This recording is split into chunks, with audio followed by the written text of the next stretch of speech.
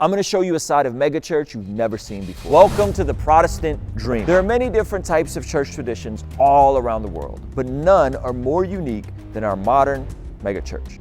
Megachurches face scrutiny and controversy over the shallow, seeker-friendly model of some churches. It's what we wanted. We wanted a Southern California outdoor mall experience. Concerns around finances and putting so much money into buildings, salaries, and entertainment. When you're running a huge organization, you're running a big business at that point, 27 million. Yet they seem to be bringing tens of thousands of people to Jesus. In this video, we're going behind the scenes of one of the biggest mega churches in San Diego. This looks like a Jay-Z and Beyonce concert. Like, this is so over the top, right? I would say thank you, then we nailed it. Sitting down with the lead pastor to unveil a side of mega church you've never seen before.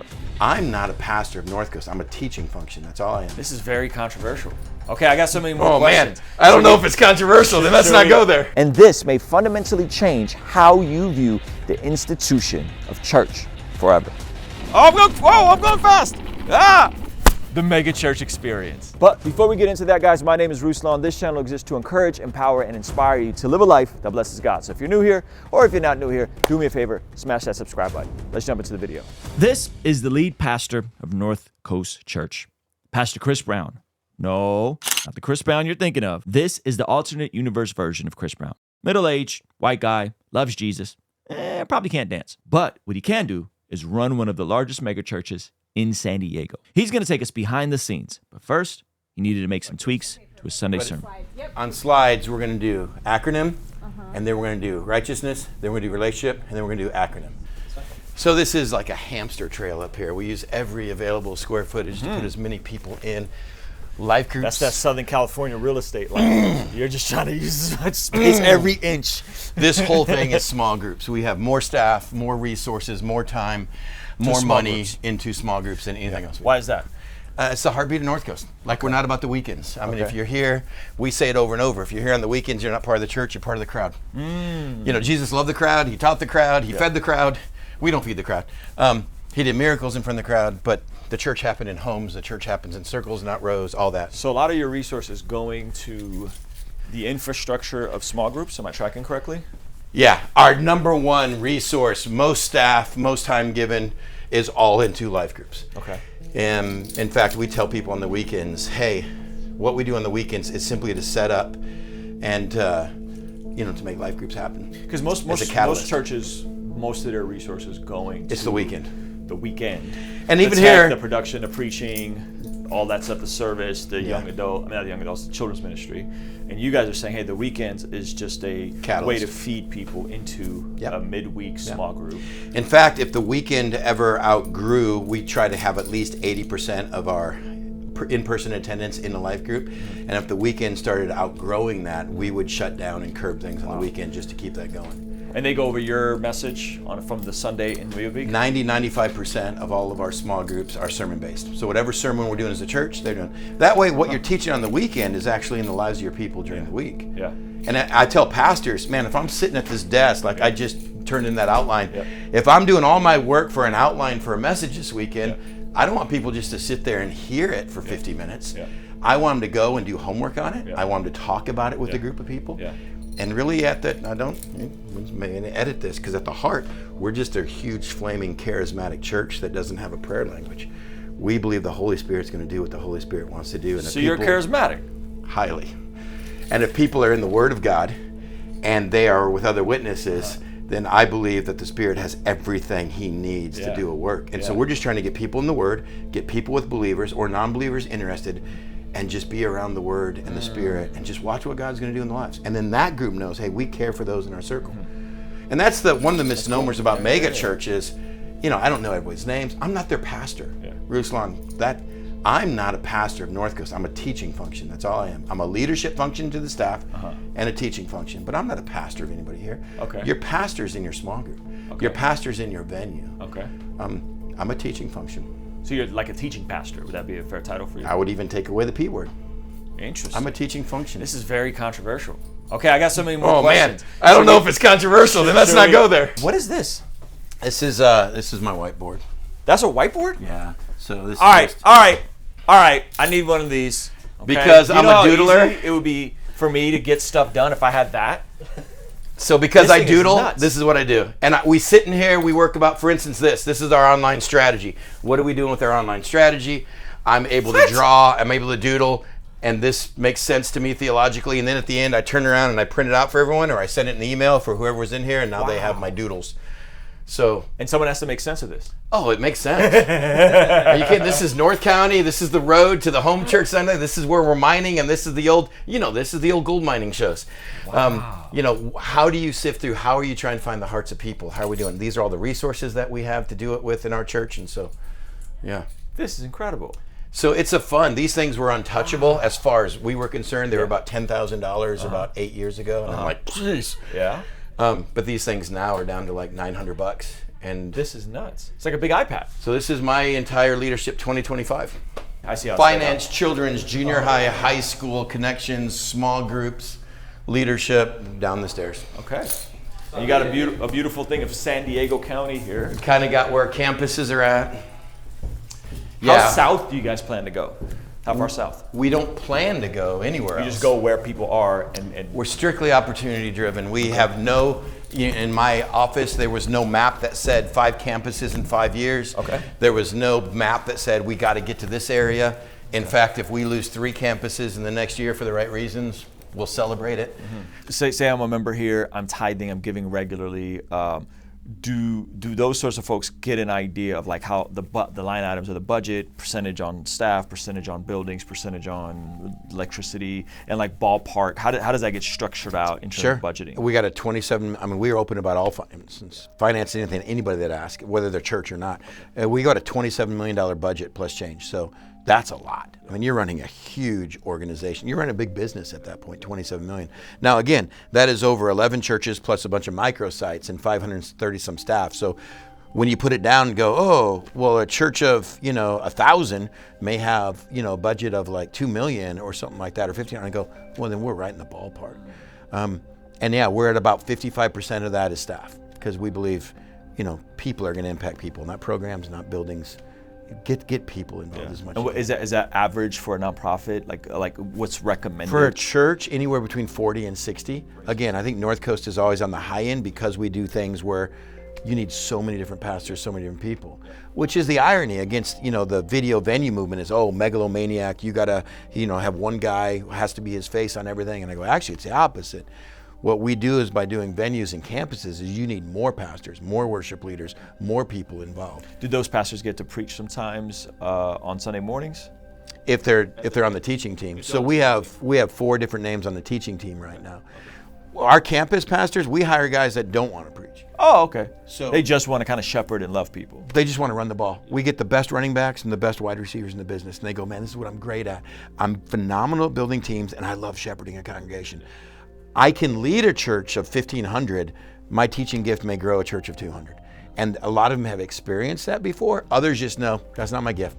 Man, my gift is administration organization. And I love discipling and shepherding people through teams. That's what we hire. Otherwise, you're going to get someone who's going to want to teach. So we look for guys that go, no, just hand me the ball. Just give me something I can push play and hit stop. Just hand me the ball and let me run with it. Interesting. And 4 people on the teaching team? Yeah. And how does someone end up on a teaching team? Just by watching the giftedness of, just gotta pay attention. Man, who got you can teach. I mean, again, I hate saying that there is a level you got to be pastor beyond, but that's just common sense. When you're teaching an audience of 14 to 16,000 a weekend that we have, you got to have a gift to be able to do it. Now, you don't need a gift of an auditorium that 10,000 people hold captivated because it's all smaller, but you still got to have a gift for that many people to go, and that was good teaching. So what's amazing is, like, what we're walking on now is the end of 47 years of prayer and just people North being Coast has been around for 47 years? Yeah, it started in a little Bible study down South Carlsbad in the living room. Yeah, this is the end of decades of people just faithfully reaching friends, reaching neighbors. And I guarantee you, no one started out going, how do we get a mega church? Yeah. How do we get a big church? It just, people started reaching people with authenticity, life change, and the power of God. And that's why I said, we, probably not publicized, but I believe that we are an incredibly charismatic church because it's just a move of the Spirit in lives. It's life change gets life change. And you want to share with people what's changed you. Yeah.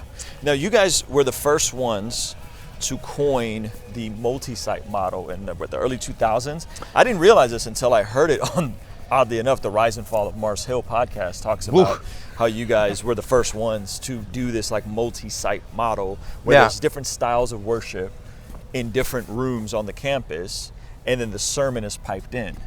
Yeah, and even then, no one thought they were creating a new model for church. What we're doing is we can't fit any more people in, so let's have an overflow. But then the overflow started having live worship. But then didn't the live worship start changing? Because it started with that. Because what's an overflow room? An overflow room is a punishment for people that didn't make it to church on time. Like no one goes to overflow. And they should be punished. Should be punished. Shame on you for not prioritizing God in your busy schedule. Right. And so North Coast, the team sat around and said, well, what could we add value? Yes. Teaching can happen on a screen because almost all of our information today comes, the only place you really get live information is in academia today. Yep. Everything comes from a screen. Yep. So teaching can come from a screen, but worship doesn't. You watch worship on a screen, you don't partake that much. Right. Give them live worship and give them something different than the auditorium. And then at that time, food and drink weren't allowed in the auditorium, so give them coffee, food, and drink. And maybe it'll make it better for people to be in an overflow room. By the third week, the overflow room filled up long before the auditorium. In fact, an announcement was made, hey, there's plenty of room in the auditorium, and no one moved. People loved the music, and they loved having their coffee in Danish, and they didn't mind the message on the screen. So it was the combination of the food and the environment was slightly different. Changed the environment. When did you guys start incorporating different styles of music based on different venues? So then the next one was, people it was a low-keyed, what we would call more of acoustic-driven type. Video cafe was the name for it. Yep. Now video cafe is used by tons of churches. Sure. And then it was thought, what's another group not being met? At that time, there's the worship wars where people still today are trying to have a blended service. And blended worship means everyone goes home unhappy. And so what if we started a traditional one? So we took another small space. Hymns. Yep. Yeah. Piano, maybe guitar, but someone leading, how great thou art. Yeah.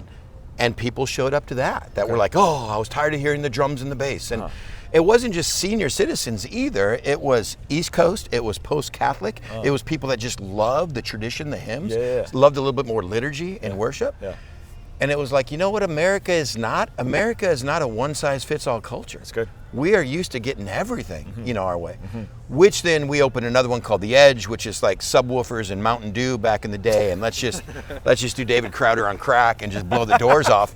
Because then you're not worried about being too loud. Because if people are like, it's too loud, you go next door. Right. And at that point then, the criticism started happening of, you guys are just becoming consumer Christianity.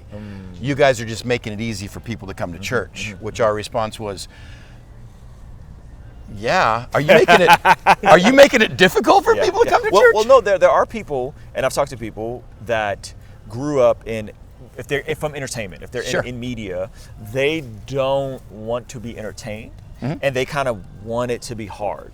And so that to me is interesting. Where I think what you're describing is engaging people right where they're at. Yeah. So if you don't like loud music, we got something for you. Yeah. If you do like loud music, we got something for you. If you're going to be late because you're late, we got something for you. Yep. And so it's engaging and less entertaining, I think. For and a venue with no worship for those that go, I don't understand your church. So you guys have a venue with no worship. Yeah. Okay. What's it like for you addressing polarizing, hard-hitting topics?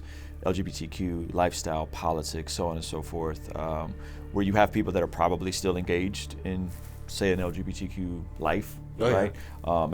Maybe even married, but they're coming here. And how do you walk in that tension? How do you walk in that balance of like, hey, we're going to speak the truth from the platform, but at the same time, we're going to make you feel welcome here, even though you're welcome to come, but Jesus loves you enough to not leave you the same. And how do you navigate that? For anyone out there that's teaching, your crowd should never dictate your theology. The people in front of you should never dictate your calling. And culture can't dictate your calling. And it's harder and harder today. It's easy for a church to go, we're just going to be all loving. We're just going to love everyone, and loving means affirming, and we're just going to be loving and affirming. That's easy. It's also easy to go, man, we're just going to speak the truth. The most loving thing to do is speak the truth. Well, that's easy because they're never showing up, so you don't have to deal with them. The hardest thing to do is go, how do we love everyone, anyone, no matter what their lifestyle, no matter their walk, no matter their belief, no matter what they're doing? How do we love like Jesus loved and still teach truth? How do you do that?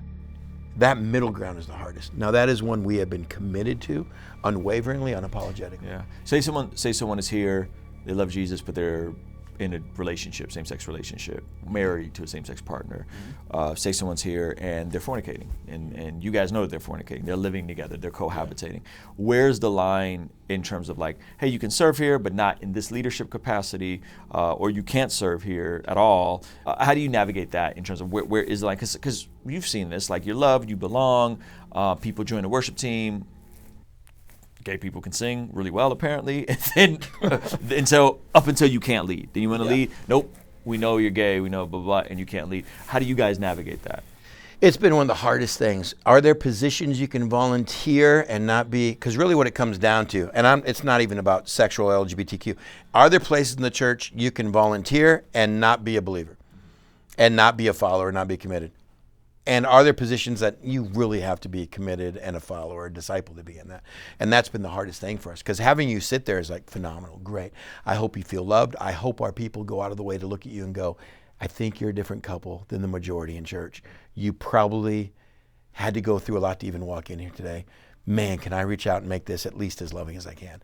I hope and pray that's the mindset of Christians, instead of what are they doing here? Which I had a lady come up once who was frustrated because there was two women who obviously were a couple, had their arms around each other, and after one of the worship songs, before they sat down, she reached over and gave the other one a peck on the neck. And this woman after church, she just couldn't wait to find someone and say, those women right there. And I'm like, oh my gosh, if you know them and seen them, can you come up with me? And she's like, well, what do you want me to say? And I go, I just want to welcome them, but I wasn't sitting near them. But if you welcome them with me, then maybe next week they'll see you. And she froze in her tracks. And I'm like, well, what were you expecting me to do? And she's all, that behavior is, inappropriate for church.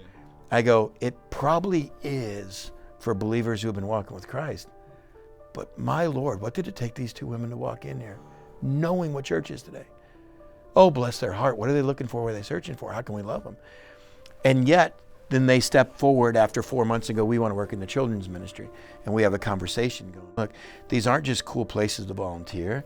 These are places where we're showing there's ministry positions that are all about example and discipleship. And these are positions showing everyone that this is what a Christ follower should be like. I hope everyone in all of our ministry positions are like, this is what a Christ follower does. And I said, I don't think you're there yet. I think you need to stay with us a while longer. Obviously something's moving your heart. We've dripped this enough in, and we've specifically said it enough where they're like, yeah, we've heard it, but we love this church. And I'm like, okay, so here's what we're going to look for before you put on the uniform. Because really what you're asking is, I'm going to put on the uniform and I'm going to say I'm part of the team. And I'm like, but are you? And churches draw all different lines. Well, we let anyone volunteer and lead any position. We let people in worship, they don't know Christ. And I'm like, all right, I'm not going to stand in the way and say that's wrong. Every church has to come to a place and go, what do we want to do? And to me, leading worship is ministry. Leading worship is standing. Just because you have a great voice, you can be a singer, but that's different than leading worship. Leading worship is standing in front of the people of God saying, I'm going to help direct you to the presence of God. I don't think you can really do that or do that well unless you're a follower. That's good. So you got to walk me through what venues are on site now. So on site now is Live. Live is this building over here. This is where the teaching is done live. We also try not to get too catchy with our names, because catchy turns to cheesy in a heartbeat. So just call it Live. Live. That's where you're preaching out of. That's where you're preaching live. So this is live, huh? So this is live.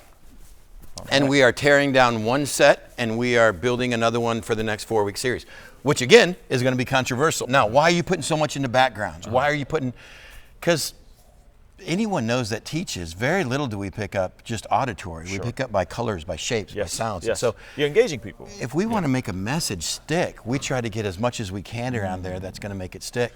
It also means we get to engage people like this, some of the most creative minds that most churches go, we don't have a use for you. Our most creative minds go, oh, you tell me what the series is about and let me show you what I can create. Oh, that's fire. And they get to create. So stage design creation is contributing to engaging people visually on top of just audibly from the teaching.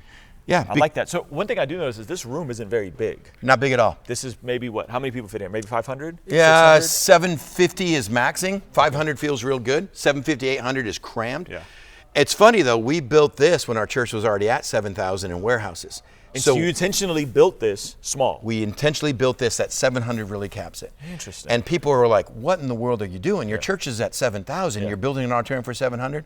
One, we don't know how long this is going to last, but you build a stadium of 7,000, as soon as your teacher's gone, you're not looking for a great biblical, you're looking for a celebrity to fill that. And My fear is, man, if we don't get a hold of doing this well, we're going to have a lot of huge church auditoriums in the next 10, 20 years given to cities as cultural or concert it's already venues. happening. A lot of church losing their buildings, selling their buildings for apartments. And because in the 80s, 90s, you had these incredible, the birth of the mega church, huge auditoriums. And I'm not necessarily against it, but the moment that pastor, now they're all in their 70s, leaves, you got to get a celebrity to fill those seats.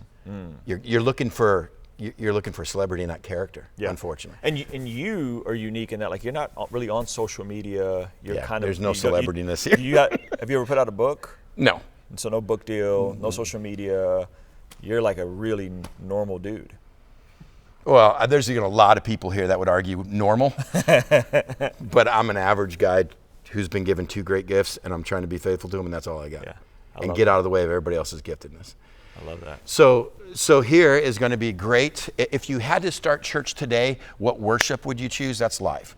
If you had to pick one worship to reach the masses today, what's live? So that would be our live worship. And what does that sound like? CCM? Like, yep. Like a mixture of words you probably can't say anymore, of your Hillsong, your Bethel, the best of worship that you're going to find. Gotcha. Throw it in here and do it, and do it well. And it's great. It's middle of the road. It's kind of consumer friendly. Like, most people can agree, hey, I want it louder. I wish I had some older. I wish I had acoustic. Great, but you can live with it. So live worship, live teaching in this room. Live worship, live teaching, and pastors come from all over and look at this, and they're pretty underwhelmed. They're like, "This is North Coast." I'm like, "This is all we are." Yeah. This place turns into a dodgeball field on Tuesday night. It turns into tables and potluck for the women's ministry on Thursday morning. I mean, that's what this room is all about. Okay, about 750. You guys use the sets. Okay, I like it. Is there anything behind my head that I'm going to be kissing, bumping it? It looks good. I don't care about a keyboard. Oh, nice. You got a card? Okay, this is just Chris Brown. Is that nutcracker too close to being a nutcracker when you turn that way? Oh. Am I the only one that thinks that way? I'm sorry. Definitely not. I'm sorry. We'll swap nutcracker with the plates right next to it. Bottom right. Okay, that's fine too. I know my idiot friends are going to be like, nice nutcracker, Brown. And I'm like, son of a gun. How can we get away from everyone being? There's a lot of folks, I'm not sure you're seeing any of this, but we definitely are, who are leaving Protestant churches for more liturgical, Eastern Orthodox, Catholic communities, and would see what's happening here and would say it's too casual. Yep. Right? Like, even earlier we were talking about the priesthood of all believers, and you're kind of like, well, the people pastoring are the people who are leading the small groups, and I don't even like being called a pastor. I have my gift of communicating and leading teams. What would your thoughts be on that? Specifically, people leaving churches like this, or just Protestant churches in general becoming Eastern Orthodox, and the critique that this is too casual. This is too. I would agree. There's no hierarchy. There's not enough hierarchy at all. You know? I would agree. I mean, we're all wired differently, and I would say, if that doesn't fit you, then find a church that does. Because if that's how you're looking at it, go, no, we're going to be way too informal for you. And I mean, even the way I dress and the way I carry myself, you're going to look at it and go, I think it's hard for me to sit under someone that comes across like you, and I go, ooh, yeah, you're not going to be happy here. And you know what? I don't think I'm going to be happy watching you every time I teach either. You weren't called to be part of this, and I don't think I was called to help, teach and lead you. Find someplace you are. I mean, I've only had 3 kids, but how drastically different all 3 of those kids are is amazing that they came from both my wife and I. And to go, they're not all going to be doing the same thing, pursuing the same thing. I'm not one of those guys that's against all the different churches and movements. I go, I think we need all those because we have that many different people. You're going to reach something with an Eastern Orthodox or more liturgical that I don't think I would have a prayer of reaching. And I'm going to reach some people in Southern California that aren't going to set foot in a high church setting. And great, reach who you are. That's why I said, show me the fruit. And if I look at that and go, oh, it's stale and dead and people are just, and I go, I don't think it's right. But you can also look at a church ours and go, dude, it's a bunch of numbers and there's no life change. It's dead. I look at that and go, show me the fruit. And I go, man, look at the life change and the people you're reaching. Keep cranking that thing out. So I've got plenty of room in my heart for churches doing all kinds. What I hate is churches that go, this is the way you're supposed to do it. And if your pastor's not doing it, shame on him. And I'm like, oh. So you seem very generous and charitable to folks in other streams and folks even other churches. You got to. I mean, why wouldn't you? Look at the clowns Jesus picked. Man, did he go across broad spectrums, you know? I mean, he picked a zealot, a guy who's out killing people like Matthew, and then he picked Matthew and said, you guys have to bunk together. And it's like, what? You can't put those guys in the same denomination. He goes, yeah, I did. What are you going to put around him? I'm going to put some fishermen around him. And it's like, well, what are you running here? Who are you trying to reach? And he's like, people. Again, I go back to the churches Paul planted. We have some very diverse churches as far as what they were doing, who they're reaching in the New Testament, and they were all planted by the same guy. He didn't have cookie cutter churches. And I go, wow, that's powerful. Yeah. That's powerful. So I have plenty of room in my, ecclesiology to look at it and go, God bless you. Even for the churches that are like, we're all political, you have to be political, you can only be political. If you're not a Christian. And I go, oh, God bless you. I hope you guys do change our state, change America. Meantime, I'm going to reach Democrats, Republicans, Green Party, birthday party, non-political. I just want to reach people. You know, Kanye started the birthday party. He did. Yeah. That's why I like mentioning him. I'm about him. And so we try to take that holy man myth where there's a position of more spiritual than you and go, I'm not more spiritual than anybody at North Coast. I just have a couple gifts that put me more up front. Yeah. And so you're really leaning into the priesthood of all believers passage, mitigating the clergy versus laity disparity and trying to say, hey, we're all priests, we're all saints, and we're all going to do the work of the ministry together. Which, I mean, you guys are probably one of the only groups during the week here that uses the word pastor. Interesting. You guys have used it multiple times in here. It's Chris. I mean, no one calls you pastor. Huh. Not even as a sign of respect and honor? You are charismatic. Yeah, here's my thing then what's your title? Because my respect and honor can't be more than yours. If I'm being faithful to my gifts, and this guy, Derek, Kurt, you guys being faithful to your creative gifts right now? All right, so what title do I call you instead of Derek or Kurt? Creative one? I mean, and that's my thing is, okay, if you want to give me a title for being faithful to my gifts, great, then what's yours? Interesting. Because I just have a hard time biblically thinking and getting out of it that I'm somehow on a different level than you. Yeah. Now, James 3:1, not many of us become teachers, dear brothers and sisters, knowing that as such we'll incur stricter judgment. Yeah. What I get from my position is more judgment. I'm not called to a higher standard. I'm not called to a different Christian life than you. Yeah. I'm just called to different judgment. Yeah, because people go to that passage, the requirements of an elder overseer, and they say, well, this is how an elder sound doctrine above reproach. Sure. Family must be, here's what your spouse, what your kids think of you. But that's prescription for all Christians, not just overseers and elders, right? Yeah. But there does seem to be a standard that overseers and elders should be called to. It should be. And in other words, what it's saying, again, now realize the wild, wild west when that was written. Yeah. You know, Paul's writing to Timothy, he's writing to Titus on the island of Crete. I mean, it is Pirates of the Mediterranean and the island of Crete. It's got 4 ports. It's a crazy little piece of rock. And he's like, okay, you got to leave people in charge of our ministry. Try not to find someone that's getting drunk a lot. And he's like, okay, on the island, now we're down to 5% right now. I can okay. And they got to be faithful to one spouse. And he's like, man, now we're down to just, I only know 6. Their kids got to like him. And he's like, nah, I got to start from scratch here. And so what he's saying is, hey, here's what every Christian should hold to. But if you're going to be in a position, you've got to check all these boxes. Got it. You've got to check all these boxes. Otherwise, you have no business being in that. Because what you're saying is, like Paul did, hey, follow me. If you get lost on Scripture, just follow me. Yeah. Whew. Whew. All right. That's good. How does oversight, accountability, board, elders look? How do they oversee you and make sure you stay healthy and you stay near the burning bush, right? Yeah. And how does that look from a structural standpoint of a church this size? Yeah. I can explain our accountability a little bit, but it only comes from my paradigm. And I'm very careful when I do that to realize there's maybe other leaders of movements out there watching. This is good for Chris. I don't know if it works for you at all. I can only be me out of relationship. I can only lead relationally. I can't lead executive. I can't lead organizationally. I have very poor leadership skills when it comes to that, but leading out of relationship. And so it comes with its curse, but time, consumption, people. But I build teams around in circles then, not in hierarchy, where I'm allowed to be rebuked, overridden, edited. We all make decisions in circles at North Coast. There is no decision that comes from my desk that then an executive takes and everyone's like, ooh, Chris said it. We do stuff in circles. We do stuff in the locker room. So when you lead like that and share life like that, there's a great accountability because then I've got 3 different circles of men and women around me weekly that know me and I know them. We do life on life. And you can tell when in that setting when someone shows up and you're having an off day, you're carrying something. What's going on? Look, I don't care what's on the whiteboard. What's going on? So there's great accountability in relationship. Then there's a board over that that's outside of what we do.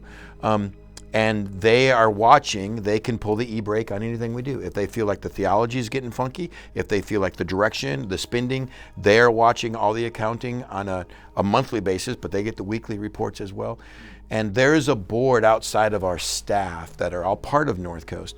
But they can pull the e-brake and they can fire me. At sheer volume, you have a lot of pastors and people you're dealing with, and there's going to be times where a pastor is burnt out, a pastor is in error on something, or a pastor's like flat out in some sort of sin, perhaps even disqualifying sin.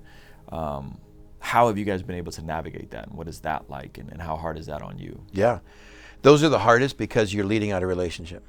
So that means something to me. They mean something to me. You know, sometimes we've had to get into some difficult, someone got themselves in a problem, shot themselves in the foot, spiritually, maybe with sin issues. And people said, Chris, I don't know if you should be involved with that. I think you're too close to the situation.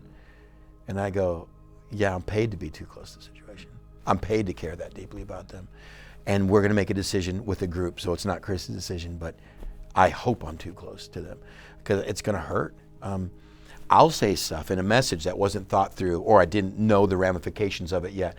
I mentioned back in April a group that I want to do some stuff with the LGBTQ groups that we have, and incredible men and women that are coming to biblical obedience out of lifestyles. And I love passionately seeing people coming to know Christ in there and seeing what Christ is doing with a new life and denying themselves and following them. But I said things in there that I didn't understand the consequences of, even nationally. You know, because everything has an influence. And oh my gosh, all hell broke loose. And I'm like, there's the power of the stage. And you got to learn your lesson, you lick your wounds, you move on, pray for grace and forgiveness, and keep going. When it comes to staff then, if it's a sin issue that disqualifies you from ministry, we're going to walk through it. But we're going to do it openly. The team's going to know. We hopefully do it where you and your spouse, or if you're single, you're still here, your kids are still here. There's no reason for you to leave the church just because you have to leave the position. That's always been my heart. So many times someone fails and you kick them out of church. And I go, well, then where's their help going to come from? And we're going to assume they're going to go to another church to be what? To be fake? Because we don't usually walk into church and go, hey, let me tell you the failures I just came from. So the best place is, yeah, you may have to be removed from a position, but let's keep you in a place where you can be loved, where the people that know you and know what you did can show you grace and show you mercy. And the few times we've had to do it, that's always been our leaning, which is amazing. We've had people go through that process and years later, never leaving us, come back on staff in a place where their failure was met. Usually when you poop in the pool, you go swim in a different pool. You know, you get up and you go. And I'm like, I love that you're still here. You walk through it here. You found healing here. Your marriage found healing here, and you're back on track here. A lot of the tension sometimes in ministry is that your livelihood is dependent on your ability to maintain your spiritual maturity and living, you know, holy. It is. And all that sort of stuff. How would that work if someone falls, perhaps does disqualify themselves, but their livelihood to provide for their family is anchored on, hey, I'm a pastor at North Coast. And how do you guys walk through that? Is there severance involved? Do you keep them on staff for a while you send them off to get some sort of treatment? What does that look like? It all depends who they are and what they've done, but for the vast, vast majority, our grace and severance has been incredibly generous, because that's always been my thing. I don't want everyone to ever come back and go, oh my gosh, I heard that, you know, right before the holidays you took their job, or this happened. And I go, we did, but did they tell you, you know, we paid their salary for the next 6 months? Even 2 months after they found a job, we still made sure their family's back, that we covered this, that, you know, that's my thing, is the church in brokenness, the church should be the greatest organization to show grace and mercy. Where do you do it? And so we do it, even though, hey, they hurt your reputation or they damage the bride of Christ. And it's like, yeah.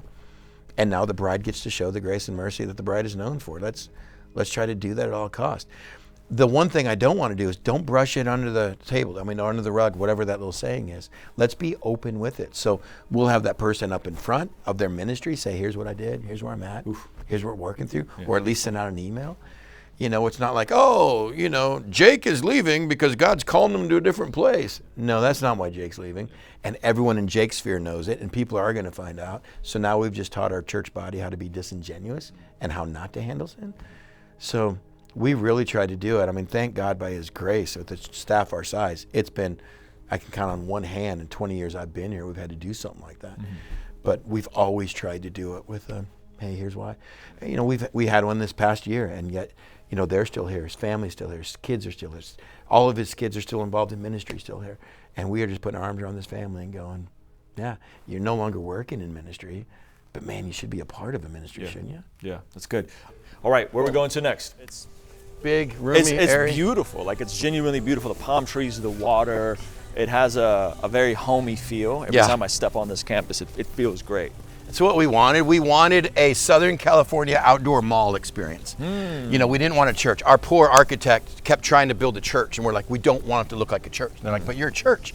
But we want a place where you can park your car, come in, you've brought your grandma and grandfather, and they may want to go into traditions because they love the old hymns. Mom and dad like it live. Maybe your young adult likes the edge, or maybe you're like me, you're an old time rocker.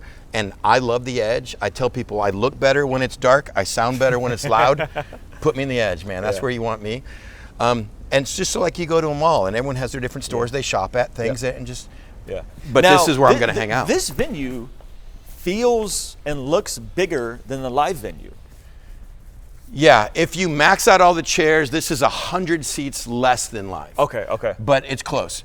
Live can max at 758. This at about 650, you're done. And instantly you see the hazers here. You see moving lights. Is this more tech or less tech than the? More tech. Everything that turns people away from a church going, it was too loud. And there was flashing lights, and it's like, great. You probably don't want to set foot in here. But there is a group of us that go, man, that's my experience. I want this worship concert. I want this place where I can get lost in the moment, caught up in God, without feeling like I'm in a church service.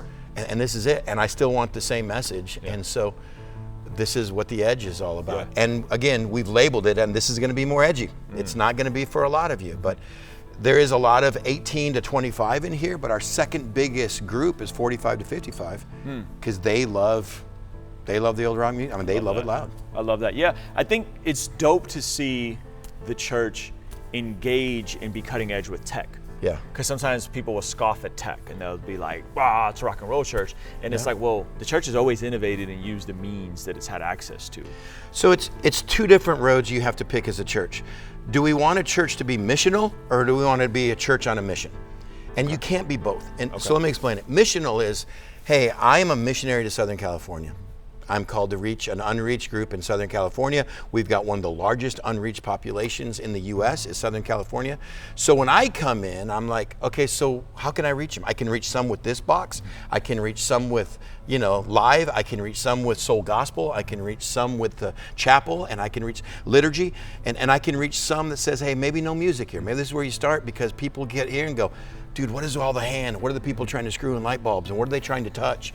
Because we're not reaching de-churched, we're reaching unchurched. And so when they come in, and I got a buddy that did that. We invited a buddy, and he got in here, and people started raising hands, and he's like, oh God, your cult got spiritual real quick. First song gave me the heebie-jeebies. And I'm like, you've got no experience in this.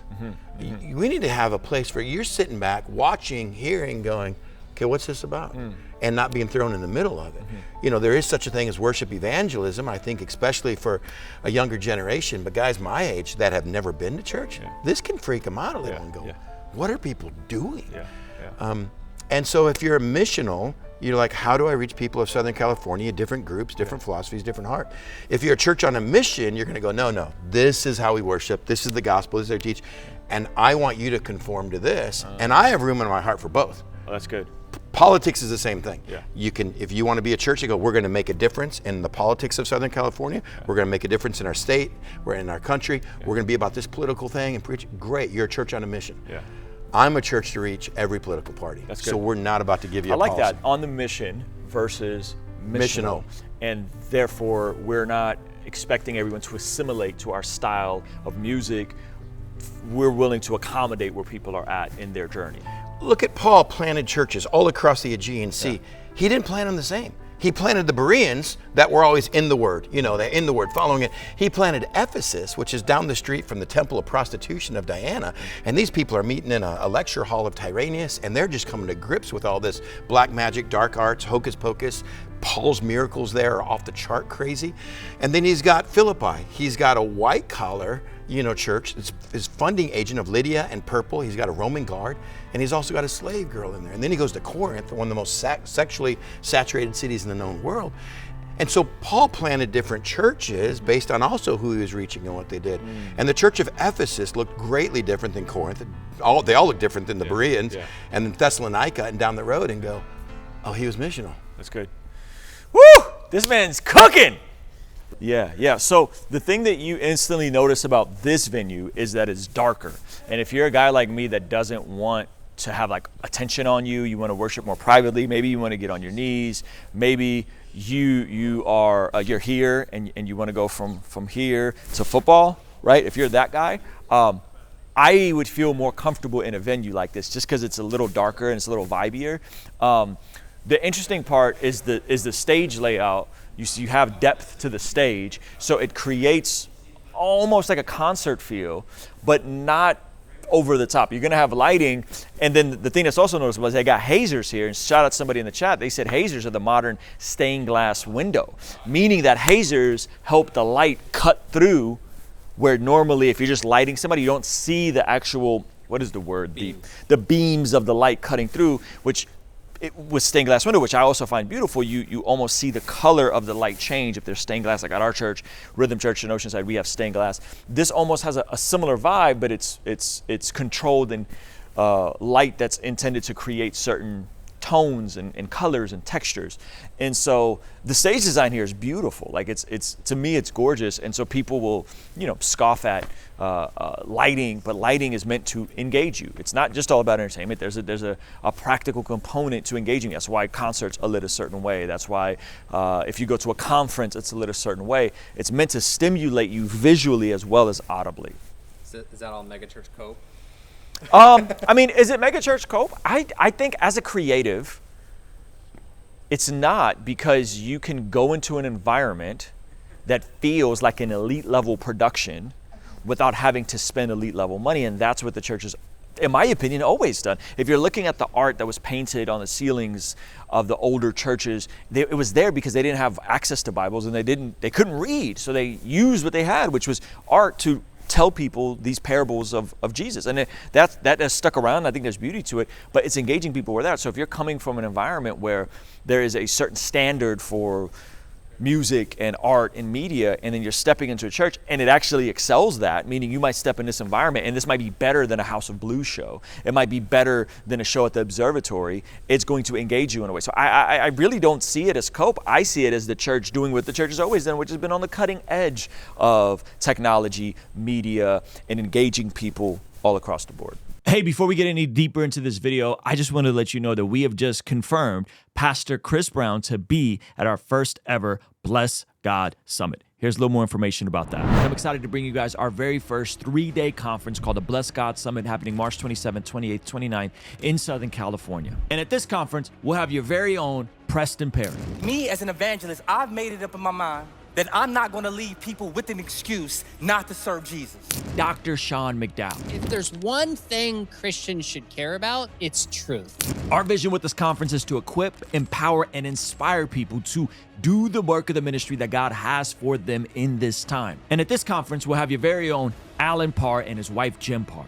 The number one reason, people want to get divorced because they want to find someone else who can make them happy. Now, what they don't realize, they're chasing the wind. John McCrae from What Do You Mean?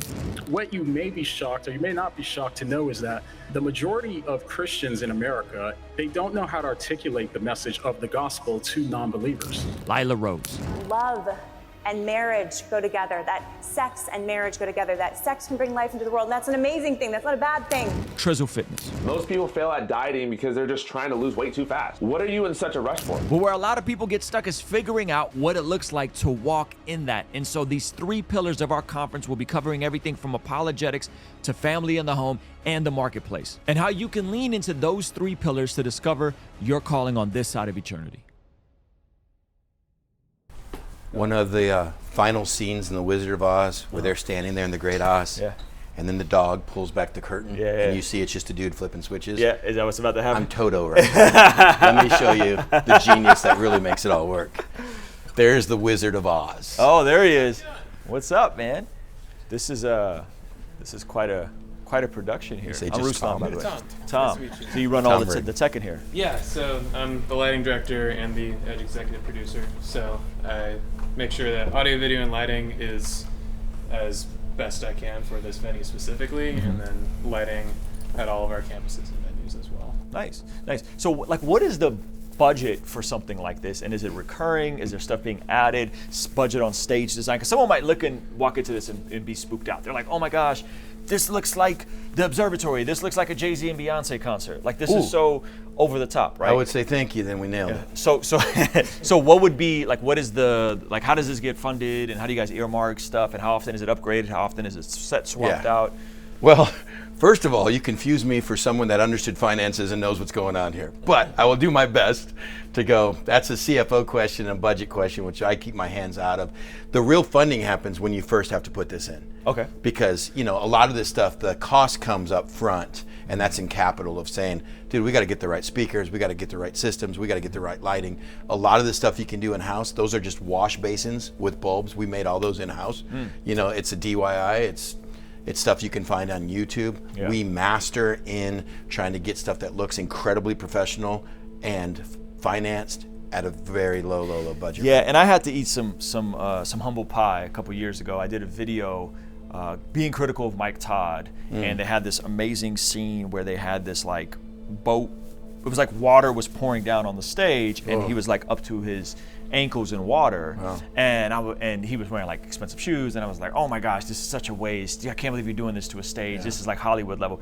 And then I heard a podcast with the guys who produced it, and they were like, oh yeah, that cost us like $800, and it was DIY. Yeah. And I was like, oh, so I've learned if they're doing it at one of the biggest churches in the country and it's DIY, most churches are probably doing DIY and actually doing it very efficiently. We don't have that funding. North Coast is not a gated community church. We're in North County, San Diego. We're not down in the city. We're not coastal except for one campus.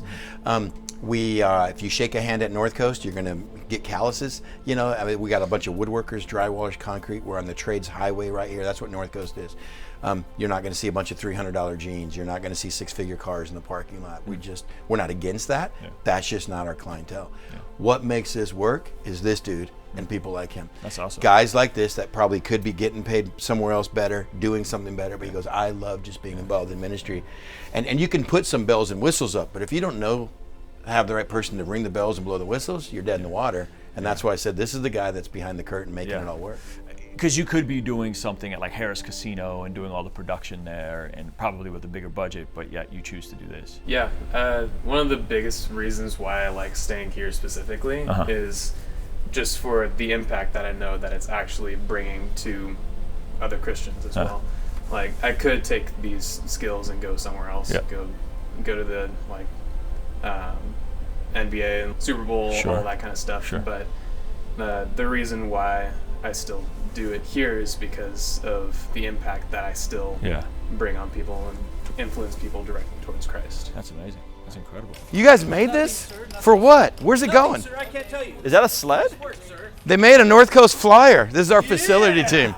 Talking about letting creative people be creative. What's it for? What is this for? This is for the Jordan tonight. Are they going to actually be riding this thing? This is California sledding here. We don't have snow, so we had to come up with something for them that would work instead of... So our young adult ministry is sledding. This is a toboggan they're actually doing. Yeah. It steers. Oh, I see. Okay. Are you actually going down? No. Can I go down this thing? Yeah. Ruslan will test pilot this thing. Okay. All right. Your shoes are the brakes. Can you put your feet up on that? Hey, shouldn't we sign a waiver or something right now? No waivers. All right, this is gonna be really bad if I eat it on camera. I'm doing good. Don't give them too much. Oh, I'm going fast. Ah!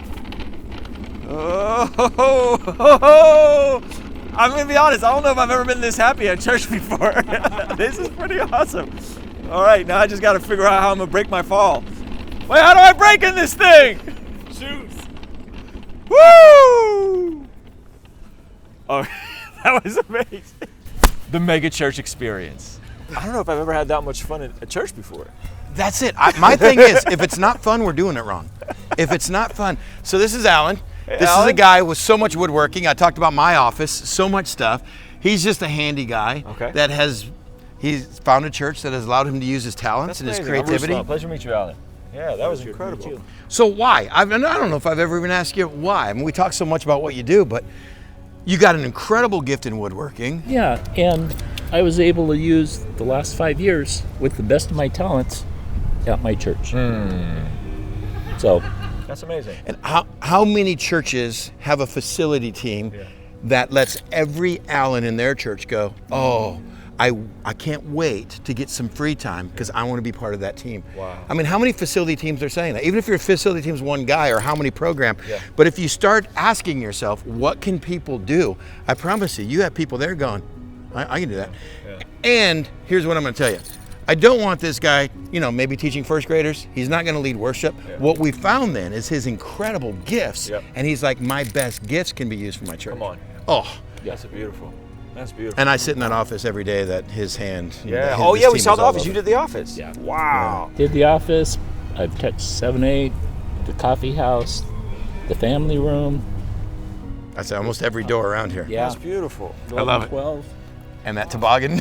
That toboggan was amazing. That was a drawing. It's just another man behind the curtain. Come on. Everyone goes to church and you look at that and you're like, well, who's behind the curtain? Yeah. And that's what makes all that possible. Come on. And that's exactly what I'm talking about. Have that place where I think every church has an Allen. Yeah. Who's getting some retirement, has some time, but he's like, well, what do you want me to do? You want me to work in kindergarten? You want me to lead worship? Yeah. What do we do with Alan? We send him out to do parking ministry.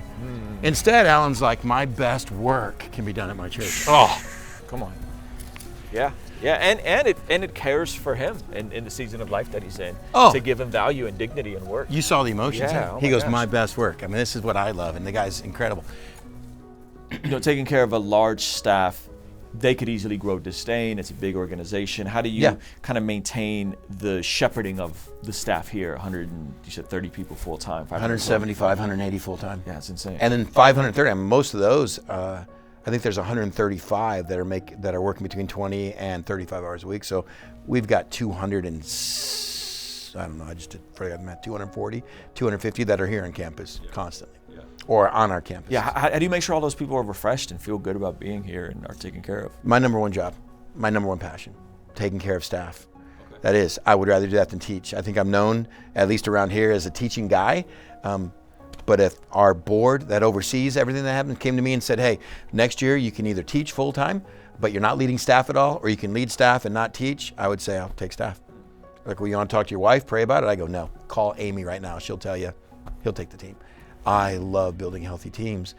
And I think the problem is, and what I've seen, and the reason why I didn't want to be a part of church, and especially mega churches, is it's just this grind. And two biblical stories is, Moses, when he comes across the burning bush and he takes off his shoes, and man, this is holy ground, and he's riveted by the presence of God. And you love that scene. And then there is Eli working in the temple, where now you have the very ark of God, the very presence of God. He's the highest position in the world, the high priest. And you got Samuel there sleeping beside the ark. Those two scenes have always been for me, how do we do this as staff? Because you're enamored by the work of God, the movement of God, until you're with the burning bush every day. And when you work at the burning bush and around the burning bush, it's only a matter of months before you stop taking your shoes off and you stop being enamored by it. And now you have to pick up ashes of the burning bush, and now the burning bush has got too hot for some, too cold. It just happens in life. And Samuel hears his name whispered, and he comes to Eli 3 times and wakes him up, and it finally dawns on Eli. I remember when God used to whisper to me here. But man, it's been a while. The Bible even said his eyes are dim, the light is almost gone. That's not just where he is physically, that's spiritually. That's the nation of Israel. And he goes, boy, why don't you go back and lay down? And if your name's called again, just say this. Speak, Lord, your servant's listening. And we follow the life of Samuel. I've gone backwards and sat by the bed of Eli and just watched that man. He didn't sleep that night either. He knew he's lost it. How can you be in the most spiritual position, the children of God in Israel next to the ark, and lose it? Because it becomes mundane. You've given your life to it. You've lost your boys, the chapter before. They're having sex with the women of the church. You've lost yourself. Your spouse is even mentioned in the first 4 chapters. And that's what becomes of people in the highest positions who work closely with the Word of God. And my heart has always been, how do you make it fresh? How do you get your people going? That's not what you're doing. Look at what we're doing.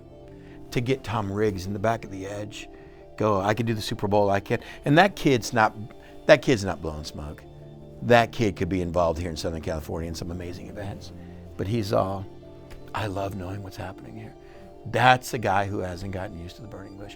To catch Alan, who says, the woodworker, my best gifts get to be done for my church. That dude hasn't been burnt out. He's heard the whisper, you know, and that's what I continually try to put on a monthly and weekly basis in front of our team. Guys, you're all doing great things, but let's look what we're doing. Remember your fingerprints. And I don't care if you're making a bobsled out of it. I mean, the joy of a facility team that all came out because they wanted to see a toboggan go down. That's a facility team. You want a group of people that's burnt out in ministry, a group of people that aren't even walking with the Lord because I'm picking up the mess of the burning bush and I'm cleaning up the tabernacle and everything, and I've got this job that seems demeaning. And look at the joy in a group that knew. My bet is they didn't all have a part in building that. They just all got excited because their team built a toboggan and they all wanted to come out that day to see it. That's the beauty of team. And if you can get people that go, yeah, here's what I'm working on, but let me tell you what I'm doing. And then you get people that come up every day and go, hey, it's challenging, it's ministry, but look what we get to do. This is ridiculous. Yeah, that's beautiful. You have me tear up, man. Every time we talk, I end up tearing up a little bit. That's my passion right there, though. So years ago, I coined the term plaza dwellers. And I started realizing after years, there are people, they're mainly dudes, that walk around with coffee and they just cruise around the plaza for the first 20 minutes of church. Huh. They're plaza dwellers. They're just, and I'm like, and then they finally come in. And what I realized, they're dudes that are all just trying to get out of that worship experience. They don't get it. They don't understand it. Their heart hasn't been affected by it yet. And I've got plenty of room in my understanding of church that there are people that will never raise their hands and worship like that and sing, and they're solid Christians of maturity. And so I thought, what do we do for the plaza dwellers where they don't have to just go out and just kick leaves and pretend like they're looking at stuff and go, hey, there's a place for you to hang out. Coffee shop. And still watch what's going on. There's still a venue pastor in there, someone that does announcements, someone that does a welcome. Here's what the message is going to be today, and go, oh, they know I'm here. They got a place for me. Yeah. And they're not asking me to do anything. So this is your guys' Den coffee house. This is our buying and selling in the temple. So please, no turning over tables and chairs unless you're Jesus. Oh, it smells amazing in here. What is that I'm smelling? That's a scent machine. No, are you serious? It's a $70 scent machine that's somewhere up here, and it blows like this. Oh, that smells great. It smells amazing. And I'm like, what is that? And it's a scent machine. Oh man, this is where the fat boy in me comes out when I start seeing all this stuff. You know, actually a time where a venue pastor will say, hey, we're about to start the message, so if you're in here talking to them, can you keep it down? Because this is also a venue, and people are like, oh, okay. I see what's happening in here. That's really cool. And then there's a point of contact. They're like, okay, that's the pastor. That guy. So there's an actual pastor in here. They actually are going to see themselves as. Where's the pastor hang out? Like, that's my pastor. You usually stand up right here in the middle. If you're going to do a group in here and pastor it, we ask, hey, just someplace where you can get their attention. We had a small corner stage at one time. Okay. But we needed more space, more seats. Sure. But just someone that say, hey, glad you're here, North Coast, here's a couple things going on. You got a bulletin on it. We're about to start our service. And if you need anything, let me know. And so, but he's going to know the people that are coming. And it's his job or her job to go, okay, the Andersons sitting over in their booth, they've been 4 weeks in a row now. They're new to California, pretty sketchy about this church, but they've been checking it out, and here's what's going on. I'm like, that's your job to go, how do you pastor them? What are their needs? And if people in here go, I want to pray with someone or talk with someone, they go, that's my guy. Again, I'm not a pastor, I'm on a screen. I'm a teaching function. We heard the teaching guy. Yeah. My pastor's in a room. So you mentioned this is the flipping over of the tables room, right? Or the chair, is it the tables? Yeah, she's flipped over the tables. So when I saw you earlier, I gave you my new devotional. Yeah. Right? And so we sell devotionals, we sell How dare you. prayer journals. You don't just give them away? Planners. We don't just give them away. Oh. This is actually a jacket that we have coming out soon. And we have, you like that? The little promo. We get pushback. Like we get a lot of pushback of like, you merchandising the gospel, you're selling the gospel, you're fleecing the gospel. And I'm sure when you come into an environment where there's a coffee shop and there's all these different options, the 31 flavors parallel you just gave, right? Let them try with the pink spoon. How do you engage with that conversation of someone that perhaps scoffs at what you guys do because they think it's the commercialization of the gospel, it's the merchandising of the gospel? Yeah, and my thing is, I don't think we got any commercialization of the gospel, but we do sell coffee. I mean, there's free coffee out in the plaza. We always make sure there's free coffee, free water bottles all over the plaza. But if you want a specialty drink, if you want a bagel, if you want something, by all means, we'll have it here for you. Again, are you a church on mission or missional? Now, what you do is you get one passage where Jesus flipped over tables and chairs of the money changers. Yep. So what's happening? And then context. Okay. You've got people coming from all different walks of life. It's supposed to be a house of prayer for all people. Why do you have money changers? They weren't selling coffee. They didn't have Jesus t-shirts up. It wasn't because of a mug. You have money changers because you have people from different lands coming in and everyone has to pay a tax. And you have a temple tax that has to be paid in a temple dollar. So what Jesus is upset about, you're keeping people from knowing the one true God. The one place that you're supposed to come from every walk of life, from every background, and understand who this God is, has now... You're creating friction for getting them. people at the door, saying money change. And by the way, the exchange rate of what you give us yours for is going to be different on the way out. So we're going to get you coming and we're going to get you going. We're going to make sure that your doves aren't really sacrificial. There's some blemishes on it. But lucky for you, we got doves at 3 times the price that you can buy. So again, you look at the context of what was happening in the temple. So was it like a ticket? They were charging a ticket to get in the temple? Was that, you had to pay a temple tax. Okay. Yeah. So you walk up to the temple, you got to pay a tax just to get in. So you got your currency, which doesn't work. So your currency has to be exchanged. That's going to get you a bite back on the exchange rate because you're like, what are you charging me? Nickel and diming me on this. Okay. And then you got the selling that's going on in there is what are they selling in the temple? What they're doing is selling offerings because yours wasn't good enough. They got a racket going. And again, you look at the entire gospel in context. Jesus had a lot of issues, not about there was a coffee shop in a temple. He had a lot of issues about corrupt leadership that were keeping people from the one true God. So we look at everything here and go, man, is there anything we're doing that's keeping people? Or what we're providing is welcoming people to go, man, thanks. I mean, you thought of me. It's great to have this here. I love this here. You're not charging me crazy prices on this. Wow. You knew I was coming. You thought I was here. You're making it, again, are you making it easy for people to leave their comfort zone and find Christ, or are you standing in the way? Yeah. So if someone were to come on campus here, I'm sure someone would share the gospel with them at no charge. I would hope so. In fact, if there was ever a charge for the gospel, I would want to hear about it ASAP. If someone wanted a Bible, could they get their hands on a Bible? Free Bibles. Free Bibles. Yeah. So I always make a joke. Hey, you can get a Bible from Amazon for $3.99. It's probably delivered at your seat within the next 30 minutes.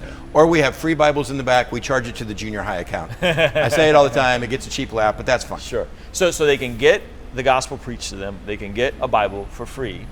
But if they want a specialty drink, they can get coffee with creamers and drinks out in the plaza. They can get water bottles, Kirkland. Yeah. But if they want something more elite, so it'd be similar to like, hey, anyone can get access to the Bible, but if I want a nice leather-bound commentary Bible, I'm going to pay $150 on Amazon or at the bookstore or Barnes & Noble. Selling a $150 Bible is not the same as selling the gospel or merchandising the gospel or fleecing the gospel. You're going to come here for 5 years, know Christ, accept Christ, find your family to accept Christ, baptize, study, have a Bible, and never pay a dime. Now, hopefully somewhere in there, discipleship understands I should start giving. Like I need to show stewardship in my faithfulness and my giving, but you're not even going to get hit over the head with that. I know we have people that have been here for years who have never given a dime to North Coast. God bless them. I'm still waiting for the Spirit to get hold of their heart, their life, their pocketbook, and truly all that they are. But until then, you're welcome. Yeah, that's good. Where are you at with tithing? I'll tell you where I'm at with tithing. I've tithed when I was in debt, tithed to get out of debt, continue tithing, go above and beyond a tithe, legacy offerings coming up. So I'm all for teaching people the principles of the Old Testament. So I see a tithe as a invitation, not a command. 100%. I see the tithe like the Sabbath, where Jesus is our Sabbath. Yep. But we should still take a day off. We should still rest. We should 100%. still sleep 8 hours a day. Now, we're not stoning anyone, or we're not taking anybody up for church discipline if they're not resting. Yeah. We're not taking anyone up for church discipline if they're not tithing. But we teach this as a principle, not a law. Yeah. And so, where are you guys with tithing? How do you teach? Do you teach it? Do you not teach it? It's an act of freedom. It's like, why did Jesus talk so much about money? Why is it mentioned? Because he knows that's going to control you. If that was true 2,000 years ago, how much more today? How much of our families are so strapped because of their indebtedness and finance? How much of marriage problems wrap around finance? And that's what Jesus goes, look, I don't need your money. Like, what's God going to do with it? God don't need a new truck. You don't need a flat screen. whatever he's got, and he's in no need. Yeah. What God wanted was our hearts. And he goes, I'm not going to truly have your heart until I have your wallet, because that's where your heart's wrapped up. And so tithing was that act of saying, God, now I can live in freedom and faithful because you're going to take care of my needs. How do I know God's going to take care of me financially? Because it's his finances, not mine. Yeah. If I'm holding on to this is how I teach to our church. If you're holding on to your finances, stop praying to God for financial issues. They're not his, they're yours. Jesus didn't die on the cross to bless your life. He died on the cross to take your life and change it. And he has no desire to make your kingdom great. And so our prayers are about our kingdom, our stuff. He's like, nah, I have no interest there. Yeah. Now, the moment my sexuality is done his way, my finances are done his way, my relationships, now I can truly say, God, you got this. Yeah. Well, how do you know? Because I've given him obedience, ownership of it. And so do you guys... So it's a freedom. Do you guys teach is like 10% is a good number to shoot for? Do you guys not even teach a percentage? Because radical generosity, in my opinion, is above 10%. I think it's way above. And even Old Testament was above. Yeah, it was above. It was about 30% when you did all of your grain sacrifice, all of your tithe, all of your... Well, you were around 30%. Yeah. Plus you had a 10% to the poor. Yeah. You know, it was given every couple of years. So it's probably around 30. Yeah. I tell people 10% is a great place if you're not starting to start. Okay.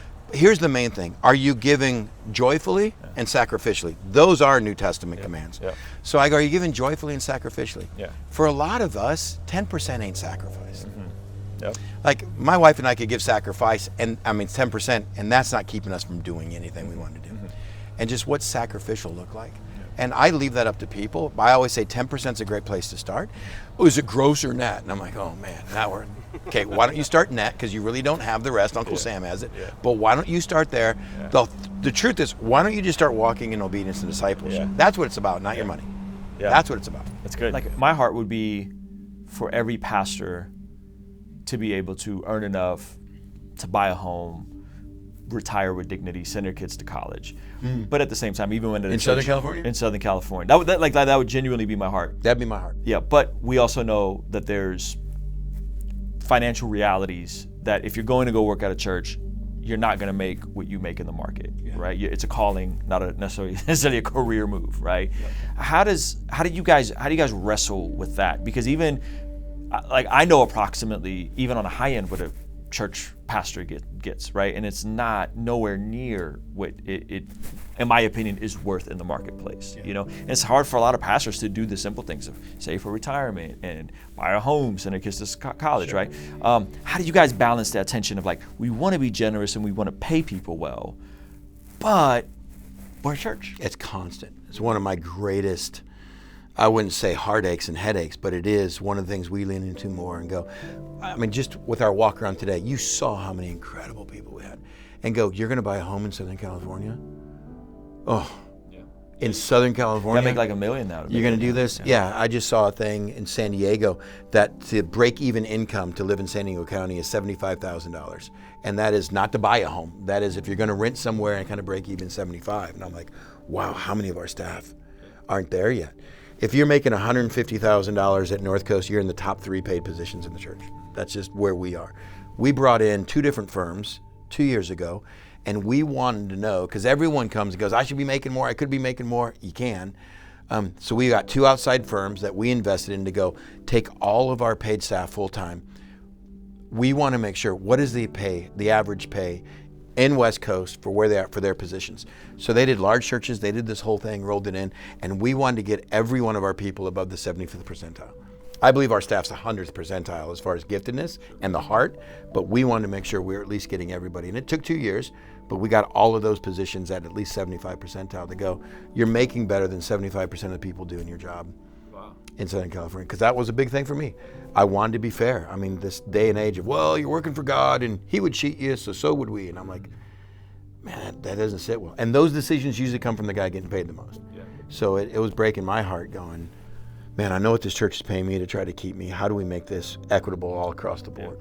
Yeah, well, I mean, I think the trope is that the pastor is putting the money in his pocket and driving a Lamborghini and just stealing from the collection plate. But that's the fringe minority of cases. The vast majority of churches and even mega churches, and that I've came across, had relationship with by the sheer numbers, seem to be doing an ethical job in terms of how they handle their finances. Yeah, you always have the the TV cases and you have the online, the YouTube cases of Pastor Found doing. But the guys I know, no one's there, you know, with their third house and their yacht and their helicopter and their thing. Especially the guys I run with. I mean, I don't know that many people actually in Christianity. You know, I even look at your stuff that you do on podcast and your top things I look at, I go, I don't know who they're talking about. I don't know who they're talking about. I just don't. I got my head down here. Yeah. I came to career goals 5 years ago that have just lightened everything in my life, and I live out of them, and it just keeps me planted here. Yeah. But I think the vast majority of people I know are doing great stuff and being great stewards. Yeah. So, okay, so what venue are we in now? This is our warehouse. And again, because we don't know what worship trends, we didn't want to build rooms dedicated to, oh, it's going to fit this style. We wanted more blank palettes that you could jump into. So in the warehouse, we have Soul Gospel, which is more of a keyboard driven. Okay. It's a little bit more of a gospel blues type feel. I call it the Dockers venue because you're not standing the whole time. There's a little more sitting. Okay. But it's got a great vibe, a great feel, I love a it. different ethnicity to it. And then this thing flips around at 11 and this thing is packed with Spanish service. All Spanish worship, Spanish teaching. That's not my, they're doing the same big idea, the same message. Yeah. They're just doing it with their own communicator, their own speaker. Yeah. So that venue is going to be hymns, tradition. Hymns, tradition. That's going to play at 9 o'clock. It's called the Chapel. Called the Chapel. Warehouse, the Chapel, the Edge, North Coast Live. And then we got a preschool. Is the preschool open during the week? Preschool's open during the week. Okay. Yeah. That's amazing. And then this is kind of all the kids' entrances? Yeah. Okay. And again, just trying to be creative, trying to be something, you know, when I was a kid and I was forced to go to a church that was a church on mission, not missional, I hated it. Yeah. I hated the classrooms, I hated the experience, and I was like, holy cow, I I don't even know what this is, I'd go to it. This looks rad. This is an old boat that was actually down in the harbor in the junkyard, and our guys took a torch to it and said, yeah, and they were happy to see the boat removed. And so we took an old boat that was just an eyesore down in the harbor, fake front on this doors. And then this is what, again, creative people in your church can do. If you say, hey, make this look like Tower, you know, what would Tower 6 is fire. be? This feels like a man cave. What age is awesome? this? This is 6th grade. 6th grade. So you got an old VW band that's been years and years since it worked. This is actually the sound booth. So if you look inside, it's sound tech, lighting. So cool. So we want to get people, again, all facets involved in the kingdom. So at 6th grade, you're only allowed to sit in the van if you're learning tech. Come on. So we've got guys, gals that go, man, I love it in here. Yeah. And by the time they're in junior high, they're running tech because they spend a year with someone in here. Yeah, and those are hard skills they're learning. Those are hard, valuable skills. Ancient boards, switchers, lighting consoles, but put it to use in a 6th grade room. You notice everything has a breakout room. We start small groups in kindergarten and 1st grade. Really? So they're breaking out into in kindergarten, small 1st grade. Wow. For the first time, you get isolated rooms, those in 6th grade. Kindergarten, 1st grade, 2nd, 3rd grade, 4th, and 5th grade, you're in circles in a large room. In 6th grade is the first time, you know, you have your general meeting and then everyone goes into their small group. Again, we want them to start understanding Christianity isn't done sitting looking at a stage. It's done in circles and in relationship. So from 6th grade on, the entire emphasis is small groups in our program. I love it. That's amazing. Okay. This room is fire. Yeah, and again, this was a whole group of volunteers that said, what are you looking for? What do you want? Yeah. There are people in your church whose fingerprints could be all over your church if you just gave them a creative means to go, what could you do with the room? Yeah. And it seems free like labor. It seems like from what I'm gathering, when there's a theme that keeps coming up, but there is everyone coming together to contribute, and that allows you guys to be lean and efficient financially. Incredibly. Yeah. Okay. Incredibly. Yeah, we could not pull off what we pull off if this was done with paid labor. Yeah. And I wouldn't say skilled. They're skilled, but they're all volunteers going. Now, it takes longer. Sure. You have to deal with volunteers. You have someone to manage that. But they got to work and still do normal stuff. Yeah. But look what they pull off. What advice would you have for people who are looking for a good church? 2 things. Are they teaching the Word of God unapologetically? Or are they teaching all kinds of, you know, social theology, using a verse here, a verse there, 5 different verses from 4 different, you know, Bible translations to fit my need that day? Are they in the Word of God? Are they teaching and explaining the Word and how to apply it today? So are they teaching the Word, and what is the fruit? And I don't care how you do church. I don't care, you know, you do it in a big site, little site, small group, big group, worship, no worship, coffee house, no coffee house, great. Are you teaching the Word of God? Because that's the only way God's going to be known. That's where the Spirit's going to use that seed to plant to work. And what is the fruit? Show me the life change of people. Show me the hearts of the people on that campus. Are people loving? Is there a joy about them there? Are people coming there out of begrudging, like, well, this is my duty, it's Sunday, it's 9 o'clock, I go to church? Is there fruit? In other words, what impact are they having in the lives in the church? What impact are they having in the community and the world around them? I look at everything and go, I don't care your programs or how you do it. Show me the fruit. And if you go, here's the fruit, I'm like, well, it works for you. North Coast is a really jacked up way to do church. I don't think most people should even try it. It works for us because of who we are and what we have and what we've been given. And I can look at it and go, but look at the fruit. You're saying don't aspire to be North Coast. Oh, geez, no. Yeah. North Coast should not even want to be North Coast. Why? Oh, because I think there's too much aspiring to be something else nowadays instead of being what God has called you to be and do. Well, what do you mean by the North Coast shouldn't even be North Coast? Oh, like if we were starting the church today, would we be doing it this way? Probably not. I think there'd be a lot of things we do differently.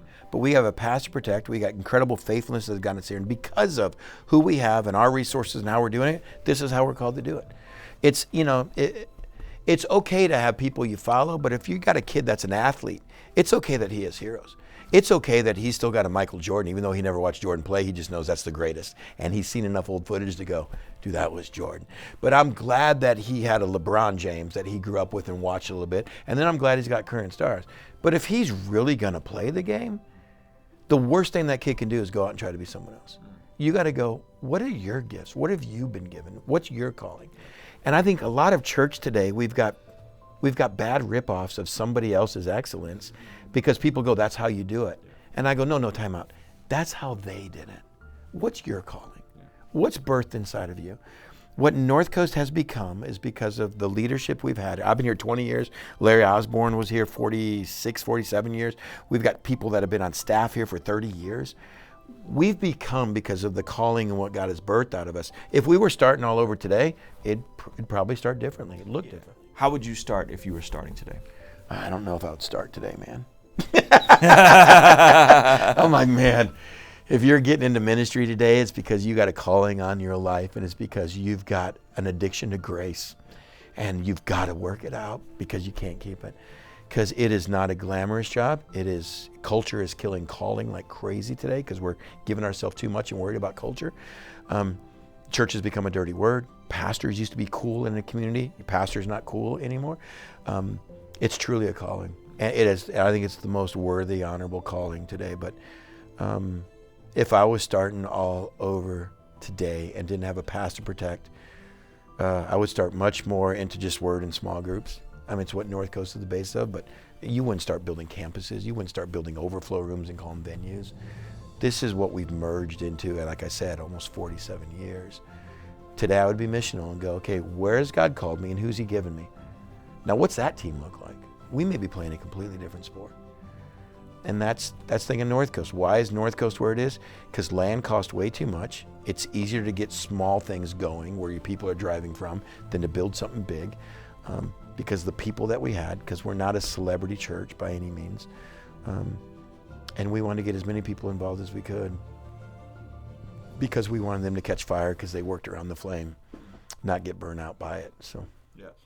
For far too long, the bar for Christians has been set low. We've settled into a culture of sloth when it comes to spiritual matters. More Christians are skipping church, watching online, too busy for group, and not serving in their local church communities. They go about their lives not feeling connected to Jesus, and in turn, their salvation goes unnoticed by their unsaved peers. They've become indistinguishable from the world around them.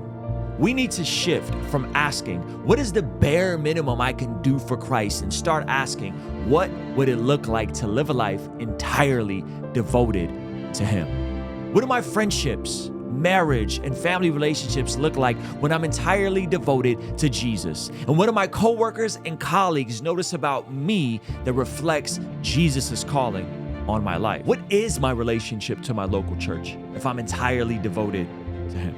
And if I were to remove those external environments and influences, in those moments of solitude, what am I craving? What consumes my mind and my desires? Who am I to my core? What does it look like to embrace my purpose, my calling, and my personal ministry in complete surrender and devotion to Christ? 1 Peter chapter 2, verse 12 describes a life that seems to have been forgotten.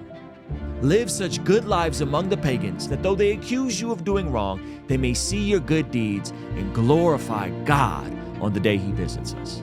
Ephesians chapter 4, verse 11 and 12 instructs the leaders to equip God's people to do his work and build up the church, the body of Christ. So join me and my favorite pastors, podcasters, and performers March 27th through 29th at the Bless God Summit in Southern California, and discover your personal ministry, calling, and purpose when living in complete devotion to Jesus. It's time to stop blending in and start living out the life you were called to live. We'll see you there.